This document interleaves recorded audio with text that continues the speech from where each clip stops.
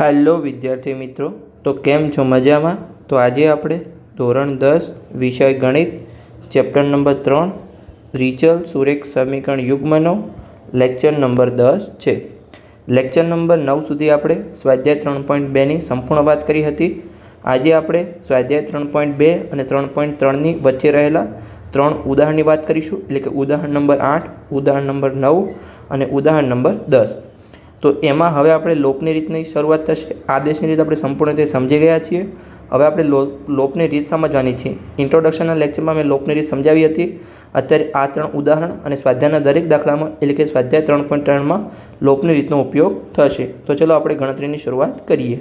તો ઉદાહરણ 8ની આપણે સૌપ્રથમ રકમ વાંચી લઈએ અને પછી તેનો ઉકેલ મેળવીએ.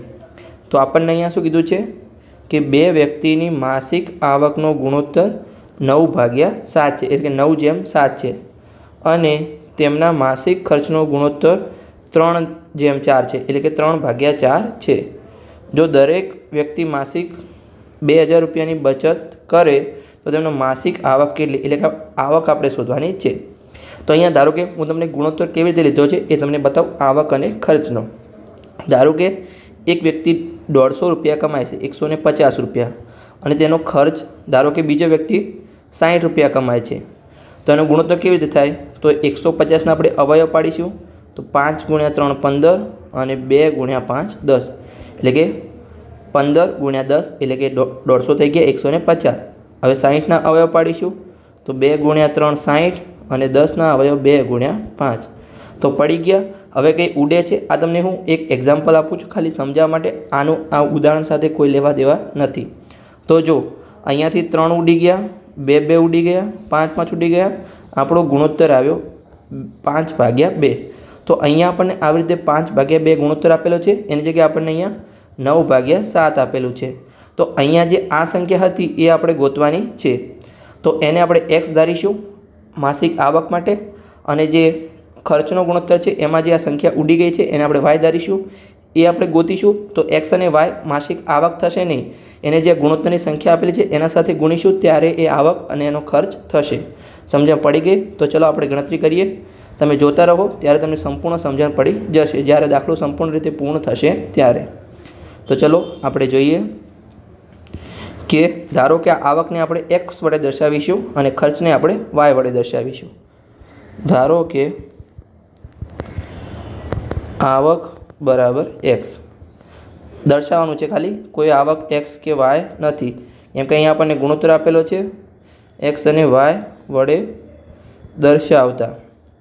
તો જે પહેલો વ્યક્તિ છે તેની આવક કેટલી થશે? તો એની આવક 9x થશે અને બીજા વ્યક્તિની આવક 7x થશે. તો અહીંયા આપણે લખી શકીએ કે બે વ્યક્તિની માસિક આવક, બે વ્યક્તિની માસિક આવક અનુક્રમે, એટલે કે વારાફરતી 9x અને 7x છે. એટલે એકની 9x છે તો બીજાની 7x છે, કેમ કે આપણને ગુણોત્તર આપેલો છે. હવે આપણે તેમનો માસિક ખર્ચ શોધીએ. તો અહીંયા શું લખેલું છે? તેમનો ખર્ચ 4/3 છે, એટલે કે 4/3 છે. તો એને આપણે y વડે દર્શાવીશું. તો 4y અને 3y. જો x અને yની કિંમત મળી જાય તો એમનો આવક અને ખર્ચ આપણને મળી જાય. તો ચલો લખી શકીએ આપણે કે તેમનો માસિક ખર્ચ અનુક્રમે 4y અને 3y છે. હવે અહીંયા આપણે સૌપ્રથમ સમીકરણ બનાવીશું, x અને yની કિંમત લખીશું, એટલે કે કિંમત શોધીશું, અને પછી આપણને મળી જશે. જો xની કિંમત મળે તો એક વ્યક્તિની આવક કેટલી થશે? તો કે 9 × x, બીજા વ્યક્તિની આવક 7 × x. આવી રીતે y તમારે શોધવાનું છે. આવી રીતે આપણે ગણતરી કરીશું. તો ચલો આપણે રકમના આધારે આપણે સમીકરણ બનાવીએ. તો આપણને અહીંયા શું કીધું છે? જો એક વ્યક્તિની કે ગુણોત્તર જે આવકનો છે એ 9/7 છે અને ખર્ચનો ગુણોત્તર 4/7 છે, અને દરેક વ્યક્તિની માસિક બચત 2000 રૂપિયા છે. એટલે બંને વ્યક્તિ 2000 રૂપિયા બચત કરે છે. જો એટલે પહેલા વ્યક્તિની માસિક આવક 9x છે, માઇનસ એનો ખર્ચ કેટલો છે? 4y, અને એની બચત 2000 છે. હવે બીજો વ્યક્તિ છે તેની માસિક આવક 7x છે, તેની ખર્ચ છે એ 3y છે અને તેની બચત પણ 2000 છે. તો બંને સમીકરણ બની ગયા. જે આવક હતી એમાંથી આપણે ખર્ચની બાદબાકી કરી તો આપણને બચત મળી ગઈ. તો આને આપણે સમીકરણ 1 નામ આપીશું અને આને આપણે સમીકરણ 2 નામ આપીશું. અહીંયા સુધી સંપૂર્ણ સમજણ પડી ગઈ. તો હવે આપણે લોપની રીતનો ઉપયોગ કરીશું. તો કેવી રીતે? તો આમાંથી આપણે x અથવા yમાંથી કોઈ ચલનો આપણે લોપ કરવો પડશે. તો અહીંયા આપણે yનો લોપ કરીશું કેમ કે yની સંખ્યા નાની છે, -4y અને -3y. તો yનો લોપ અહીંયા કેવી રીતે થશે? તો જુઓ, આપણે અહીંયા કંઈ અત્યારે તો લોપ થતો નથી, કંઈ બાદબાકી કરીશું, સરળ કરીશું તો પણ લોપ થશે નહીં. એટલે આપણે જુઓ, સમીકરણ 1 છે એને આપણે 3 વડે ગુણીએ અને સમીકરણ 2ને 4 વડે ગુણીએ તો બંને જગ્યાએ -12y આવી જાય તો પછી લોપ થઈ શકે છે. તો અહીંયા હવે આપણે લખી દઈએ કે સમીકરણ 1ને 3 વડે ગુણતા અને સમીકરણ 2ને 4 વડે ગુણતા. ચલો લખી દઈએ. સમીકરણ 1ને 3 વડે ગુણતા, સરખી રીતે લખી દઈએ. સમીકરણ 1ને 3 વડે ગુણતા અને સમીકરણ 2ને 4 વડે ગુણતા. તો આપણે ગુણી દઈએ અને પછી આગળનું સમીકરણ લખીએ. તો અહીંયા જો 3ને 9x વડે ગુણીશું તો અહીંયા થશે 27x. તો 27x પછી -4yને 3 વડે ગુણીશું તો -12y. પછી 2000ને 3 વડે ગુણીશું તો 6000. આ થયું આપણું સમીકરણ 3 અને આપણે સમીકરણ 3 નામ આપી દઈએ. હવે નીચેના જે સમીકરણ 2 છે એને આપણે 4 વડે ગુણવાનું છે. તો 4ને હવે આપણે 7x વડે ગુણીશું તો 28x. પછી જે -3y છે એને 4 વડે ગુણીશું તો -12y. પછી 2000 છે એને આપણે 4 વડે ગુણીશું તો 8000. આને આપણે સમીકરણ 4 નામ આપી દઈએ. અહીંયા હવે આપણે લોપ કરીશું.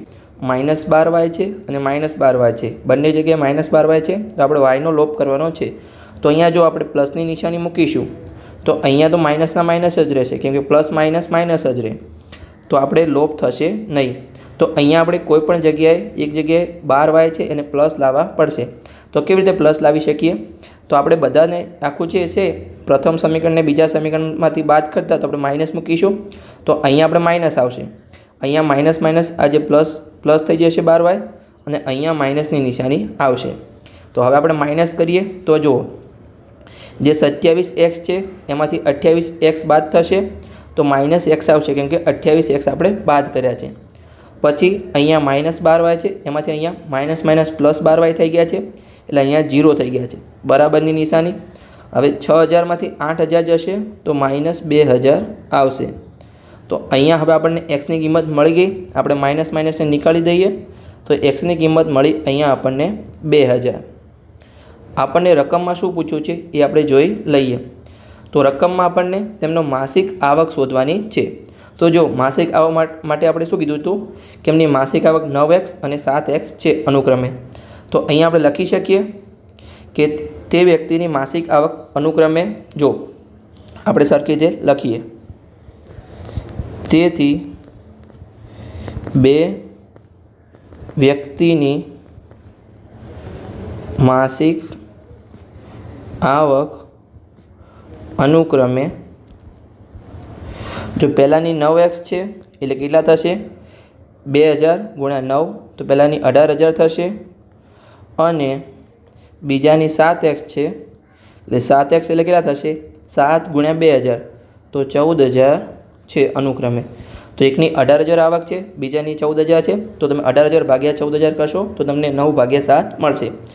હવે અહીંયા આપણો પ્રશ્ન પૂરો થઈ ગયો છે. આપણે yની કિંમત શોધવાની નથી, પણ હું તમને એક પ્રેક્ટિસ માટે પ્રશ્ન આપું છું કે તમે જે આ xની કિંમત મળી એને તમે સમીકરણ 2માં મૂકજો અને એના આધારે yની કિંમત શોધજો અને yની કિંમતના આધારે બંનેનો ખર્ચ શોધજો જે પણ તમને મળે એ, અને પછી કોમેન્ટ બોક્સમાં લખજો કે હા સર મેં yની કિંમત શોધી હતી અને મને માસિક ખર્ચ આટલો મળ્યો છે. તો ચલો હવે આપણે પ્રશ્ન નંબર 9 તરફ આગળ વધીએ, એટલે કે ઉદાહરણ નંબર 9. નીચેલા સુરેખ સમીકરણ યુગ્મના શક્ય ઉકેલ લોપની રીતનો ઉપયોગ કરી શોધો. તો આપણે લોપની રીતનો ઉપયોગ કરી આ બંને સમીકરણનો ઉકેલ શોધવાનો છે. સૌપ્રથમ તો આપણે નામ આપી દઈએ કે આને આપણે સમીકરણ 1 કહીશું અને આને આપણે સમીકરણ 2 કહીશું. તો અહીંયા જુઓ, અહીંયા આપણે ધારો કે વાયનો લોપ કરવો છે. તો વાયનો લોપ કરવો છે તો અહીંયા 6y છે અને અહીંયા 3y છે. તો સમીકરણ 1ને આપણે 2 વડે ગુણવું પડશે, તો બંને જગ્યાએ 6y થઈ જશે. તો આપણે અહીંયા લખીશ સમીકરણ 1ને 2 વડે ગુણીએ. તો ચલો આપણે લખી દઈએ કે સમીકરણ 1ને 2 વડે ગુણતા તમે એવું પણ લખી શકો છો કે વાયનો લોપ કરવા માટે સમીકરણ 1ને 2 વડે ગુણતા. તો એ સંપૂર્ણ થોડું સારું લાગશે. તો લખી દઈએ. હવે જો 2 વડે ગુણીશું તો 2x ના 4x થશે. પછી 3y ને 2 વડે ગુણીશું તો 6y થશે બરાબર. પછી 8ને 2 વડે ગુણીશું તો 16 થશે. નીચે તો આપણે કોઈ ગુણ્યા નથી, તો એમને એમ સમીકરણ 2ને મૂકી દઈએ. 4x + 6y બરાબર 7. તો આ થઈ ગયું આપણું સમીકરણ નંબર 3 અને આ આપણે થઈ ગયું આપણું સમીકરણ નંબર 4. હવે આપણે અહીંયા 6yનો લોપ કરવાનો જ છે. તો બંને જગ્યાએ પ્લસ છે, તો હવે આપણે માઇનસની નિશાની લઈશું. એટલે કે સમીકરણ 3માંથી સમીકરણ 4ને બાદ કરીશું. તો અહીંયા માઇનસ આવશે, અહીંયા પણ માઇનસ આવશે અને અહીંયા પણ માઇનસ આવશે. જો જ્યાં પણ માઇનસ હોય ત્યાં પ્લસ થશે, પણ ક્યાંય પણ માઇનસ નથી તો બધી જગ્યાએ માઇનસ રહેશે. તો 4xમાંથી 4x જશે તો 0, 6yમાંથી 6y જશે તો 0 બરાબર. 16માંથી 7 જશે તો 9. તો અહીંયા તો એક પણ આપણને ચલ વધ્યો નહીં. તો અહીંયા હવે આપણે શું લેતા હતા? આદેશની રીતમાં આપણે ગુણોત્તર લેતા હતા. મેં તમને આગળના ઉદાહરણમાં શીખવાડ્યું છે કે જ્યારે પણ આપણને ઉકેલ ના મળે તો આપણે શોધતા હતા કે આના અનંત ઉકેલ મળે છે કે એક પણ ઉકેલ મળતો નથી. તો ચલો આપણે શોધી લઈએ કે અહીંયા લોપની રીતથી ઉકેલ ન મળતા ગુણોત્તર પ્રમાણ લઈશું. લખી દઈએ. અહીંયા લોપની રીતથી ઉકેલ ન મળતા ગુણોત્તર પ્રમાણ લેતા. જ્યારે મેં તમને પ્રથમવાર કોઠો સમજાવ્યો હતો ત્યારે મેં કોઠું કીધું હતું કે આખું ચેપ્ટર પૂર્ણ થશે ત્યાં સુધી એક કોઠો તમારે કામ આવશે. જે આપણે સમાંતર રેખાઓ, છેદતી રેખાઓ એ જ્યારે શીખ્યા હતા ત્યારે મેં તમને કીધું હતું. તો જો અહીંયા હવે આપણે ગુણોત્તર લઈશું. તો સૌપ્રથમ a1 ભાગ્યા a2. તો એ અહીંયા કેટલા થશે આપણે જોઈ લઈએ. તો જો અહીંયા સૌપ્રથમ સમીકરણ 1માં xનો સહગુણક 2 છે, નીચે 4 છે. તો આપણે 2 ભાગ્યા 4 લખી શકીએ. 2 ભાગ્યા 4 તો 2 2 ઉડી ગયા તો 1/2 આન્સર આવ્યો. હવે b1 ભાગ્યા b2 કરીશું. તો yનો સહગુણક આવશે. તો જો સમીકરણ 1માં yનો સહગુણક 3 છે અને નીચે 6 છે. તો 3 ભાગ્યા 6 લખી શકીએ. 3 ભાગ્યા 6. હવે આપણે c1 ભાગ્યા c2 કરીશું. તો c1 ભાગ્યા c2. તો હવે આપણે અચળ પદનો ગુણોત્તર લઈશું. તો અહીંયા 8 છે અને નીચે 7 છે. તો 8 ભાગ્યા 7. તો અહીંયા જો a1 ભાગ્યા a2 અને b1 ભાગ્યા b2 સમાન છે, કેમ કે જો અહીંયા 3 ભાગ્યા 6 1/2 આવશે. તો આપણે લખી દઈએ કે તેથી a1 ભાગ્યા a2 બરાબર b1 ભાગ્યા b2. પણ c1 ભાગ્યા c2 સમાન નથી, એટલે નોટ ઇક્વલ ટુ.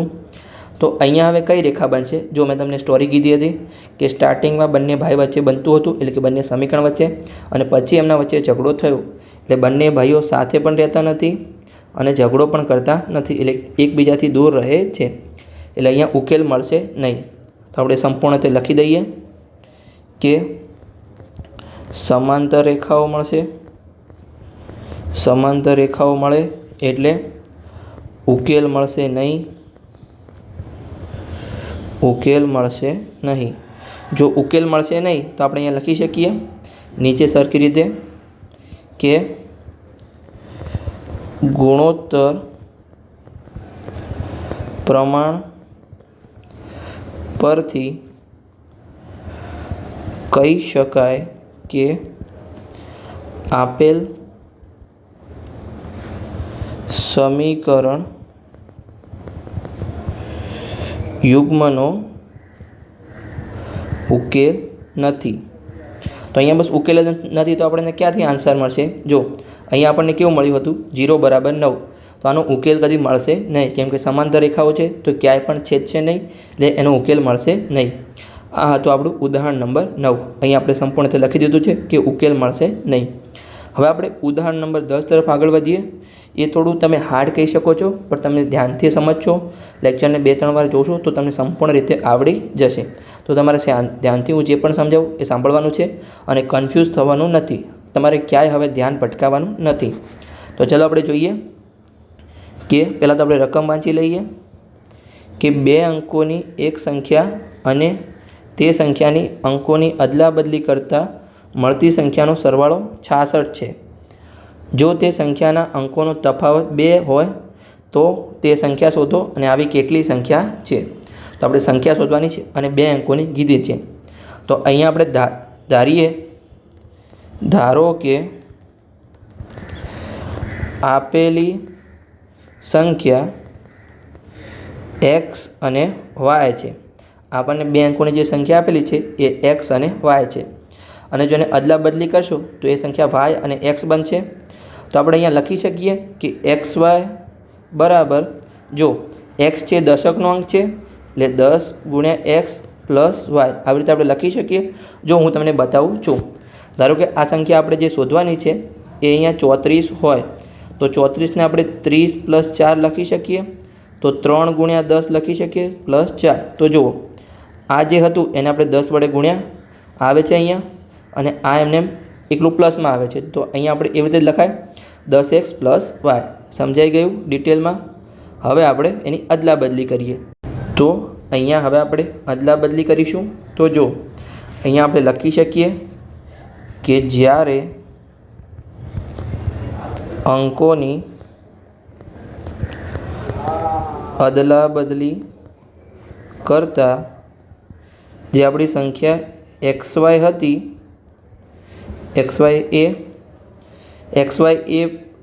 xy માંથી આપણે રીતે લખીએ કે xy માંથી yx બની જશે. જો ધારો કે આપણે જે અહીંયા સંખ્યા ધારી હતી કે જે જવાબ આવવાનો હોય 34 હોય, તો અહીંયા આપણે અંકોની અદલા બદલી કરીએ. જે આગળ છે એને પાછળ લાવી અને પાછળ છે એને આગળ લઈ જઈએ તો આપણી સંખ્યા 43 બની જાય. હવે 43 બની તો એને આપણે કેવી રીતે લખી શકીએ? તો 40 + 3, તો અહીંયા 4 × 10 અને +3. તો જે અહીંયા આપણે xyને કેવી રીતે લખીશું? અહીંયા નવી સંખ્યા yx છે, તો જે આપણો દશકનો અંક છે ચેન્જ થઈ ગયો છે અને એકમનો અંક ચેન્જ થઈ ગયો છે. તો હવે આપણે 10y લખીશું અને પ્લસમાં x લખીશું. તો આપણને બંને સંખ્યા અહીંયા મળી ગઈ છે. તો જો આપણને x અને yની કિંમત મળી જાય તો બંને સંખ્યા આપણને મળી જાય, જે અદલા બદલી કરી હતી એ અને જે પહેલાં સંખ્યા હતી એ. તો હવે આપણે શું કરીશું? આ રકમમાં આપણને કીધું છે એના પરથી આપણે સમીકરણ બનાવીશું કે 2 અંકોની એક સંખ્યા છે અને તે સંખ્યાની અદલા બદલી કરતાં મળતી સંખ્યાનો સરવાળો 66 થાય છે. તો આપણે અહીંયા સમીકરણ પહેલું બનાવીશું કે પેન આપણે ચેન્જ કરી લઈએ કે xy + yx બરાબર 66 છે. તો અહીંયા આપણે આ લખી દઈએ કે xy બરાબર શું છે? 10x + y. તો ચલો લખી દઈએ 10x + y અને yx બરાબર શું છે? 10y + x. તો 10y + x બરાબર 66. હવે આપણે શું કરીશું? અહીંયા જો xનો સરવાળો કરીશું અને વાળા પદનો સરવાળો કરીશું. તો અહીંયા 10x છે અને પાછળ એકલા x છે, તો અહીંયા 11x થશે. અહીંયા y અને 10y, તો 11y થશે બરાબર 66. હવે આપણે બંનેમાંથી 11ને કોમન નીકાળીશું. તો 11 કોમન નીકળે તો અંદર કૌંસમાં શું વધશે? x અને y, કેમ કે કોઈ બીજી સંખ્યા છે નહીં, બંને જગ્યાએ એકલા 11 છે બરાબર 66. તો હવે આ 11ને આપણે ભાગાકારમાં લઈ જઈશું પેલી સાઈડ, અહીંયા ગુણાકારમાં છે. તો x + y બરાબર 66/11. તો જો 11 છંગ 66 થાય. તો x + y બરાબર મળ્યું આપણને 6. આને આપણે સમીકરણ 1 નામ આપીશું. હવે આપણને રકમમાં આગળ શું કીધું છે એ જોઈ લઈએ કે જો સંખ્યાના અંકોનો તફાવત 2 છે, અહીંયા આપણને કોઈ મોટી સંખ્યા કે નાની સંખ્યા આપી નથી, તો અહીંયા આપણે સંખ્યાનો તફાવત લેવો પડશે.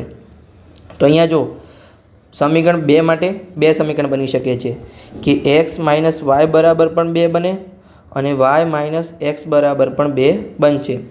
તો અહીંયા આપણે શું લઈશું? x - y વાળું લઈશું, કેમ કે આપણે ધારો કે આપણે કહીશું કે એક્સ એ મોટી સંખ્યા છે અને પછી વાય માઇનસ એક્સ આપણે જવાબમાં છેલ્લે લખી દઈશું. તો તમે જોતા રહો, હું તમને બતાવું છું. તો જો અહીંયા આને પણ આપણે સમીકરણ 2 કહેવાય અને આને પણ આપણે સમીકરણ 2 કહેવાય કે બંને સમાન છે. હવે આપણે લખી શકીએ કે ધારો કે એક્સ એ મોટી સંખ્યા છે. તો હવે આપણે આ સમીકરણ લઈશું જે આપણને અહીંયા મળ્યું છે એ આ વાળું. તો ચલો એને આપણે લઈએ અને લોપની રીતનો ઉપયોગ કરી આપણે જવાબ મેળવીએ. તો આ સરખી રીતે લખી દઈએ. સમીકરણ 1 એક્સ પ્લસ વાય બરાબર 6 અને એક્સ માઇનસ વાય બરાબર 2. તો હવે અહીંયા આપણે લોપ કરીશું. તો જો અહીંયા એક્સ વાય પ્લસમાં છે, નીચે માઇનસમાં છે, તો એનો આપણે લોપ થઈ જશે. તો આપણે સરવાળો કરીશું. તો વાય ઉડી ગયા. અહીંયા 2x બરાબર 6 અને 2 8 થશે. નીચે આપણે જો હવે અહીંયા 2 ગુણાકારમાં હતા તો પેલી સાઈડ ભાગાકારમાં જશે. તો 8 ભાગ્યા 2. એક્સની કિંમત મળી અહીંયા આપણને 4. પણ ક્યારે? જ્યારે એક્સ મોટો હોય ત્યારે. સમજણ પડી ગઈ? અહીંયા હવે આપણે લખીશું કે જે એક્સની કિંમત છે એને આપણે સમીકરણ 1માં મૂકીશું. તો એક્સની કિંમતને સમીકરણ 1માં મૂકતા તો આપણું સમીકરણ 1 શું છે? અહીંયા જો એક્સ પ્લસ વાય બરાબર 6. તો લખી દઈએ એક્સ પ્લસ વાય બરાબર 6. હવે એક્સની જગ્યાએ આપણે તેની કિંમત મૂકીશું. ઉપર મળી જ છે 4. તો અહીંયા 4 વાય બરાબર 6. 4 પેલી સાઈડ જશે તો 6 માઇનસ 4 થશે. તો વાયની કિંમત મળી અહીંયા આપણને 2. તો અહીંયા જો હવે જે આપણે સંખ્યા મળશે એ આપણને જો કઈ હશે? 42 હશે. જો એક્સ વાય બરાબર 42 હશે અને એને ઉલટી કરીશું તો વાય એક્સ બરાબર 24 થશે. પણ આપણે સરખી રીતે આન્સર લખવો પડશે. જો હું તમને બતાવું છું કેવી રીતે તમારે આન્સર લખવાનો છે એ. જો અહીંયા આપણને ખાલી એક્સ અને વાયની કિંમત જ મળી છે. જો અહીંયા આપણને કોઈ ફિક્સ આપણને કીધું નહોતું કે એક્સ મોટા છે કે વાય મોટા છે, આપણને તફાવત કીધો હતો. તો અહીંયા આપણે લખી શકીએ કે સમીકરણ 2 માટે જો અહીંયા આપણે એક્સ મોટા લઈએ તો કે એક્સ માઇનસ વાય બરાબર 2. ધારો કે એક્સ મોટા છે તો અહીંયા આપણને એક્સ માઇનસ વાય બરાબર 2 મળશે. તો આપણને એક્સની કિંમત શું મળી? 4 મળી અને વાયની કિંમત 2 મળી. તો આપણી જે કિંમત હતી એક્સ વાય હતી પહેલાં અને એને ચેન્જ કરીને આપણે વાય એક્સ બનાવી. તો એક્સ વાય શું બનશે? 4 અને 2 તો 42 બનશે અને વાય એક્સ શું બનશે? 24 બનશે. પછી જો ધારો કે વાય મોટા હોય તો આપણે વાય માઇનસ એક્સ બરાબર 2 કરવું પડશે. કેમ કે અહીંયા આપણને તફાવત આપેલો નહોતો. એમ નહોતું કીધું કે મોટી સંખ્યામાંથી નાની સંખ્યા બાદ કરતા એવું આપણને કંઈ કીધું નહોતું. તો તમારે આ જ્યારે તમે સમીકરણ 2માં મૂકશો વાય માઇનસ એક્સ બરાબર 2 અહીંયા જ્યારે આજે આપણે લીધું હતું ત્યાં, તો તમને જે તમારે ગણવું તો ગણી શકો છો, પણ હું અહીંયા ડાયરેક્ટ જવાબ લખું છું કે વાયની કિંમત 4 મળશે અને એક્સની કિંમત તમને 2 મળશે. તો હવે અહીંયા આપણું એક્સ વાય શું બનશે? એક્સ વાય તો જો એક્સની કિંમત 2 છે અને વાયની કિંમત 4 છે એ ચેન્જ થઈ અને વાય એક્સ બને છે તો એ ચેન્જ થઈ અને 42 બનશે. તો તમારો કોઈ પરફેક્ટ આન્સર હોઈ શકે નહીં કે આપણને જે પહેલી કિંમત છે 42 હતી પછી 24 મળી. તમારે આ ધારણા કરવી પડશે. એટલે હું સ્ટાર્ટિંગમાં કહેતો હતો થોડું ડિફિકલ્ટ છે તો તમારે ધ્યાન રાખવું પડશે. અને આગળ હવે આપણને શું પ્રશ્ન પૂછ્યો છે? રકમ વાંચી લઈએ કે રકમમાં એ પૂછ્યું છે કે તે સંખ્યા શોધો. તો આપણે સંખ્યા તો શોધી લીધી જે હતી એ, અને એની અદલા બદલીવાળી સંખ્યા પણ શોધી લીધી. તો આવી કેટલી સંખ્યા છે? તો આપણે ફાઇનલ આન્સરમાં લખી શકીએ કે અહીંયા 2 સંખ્યા મળે છે જે 24 અને 42 અથવા 42 અને 24. તો અહીંયા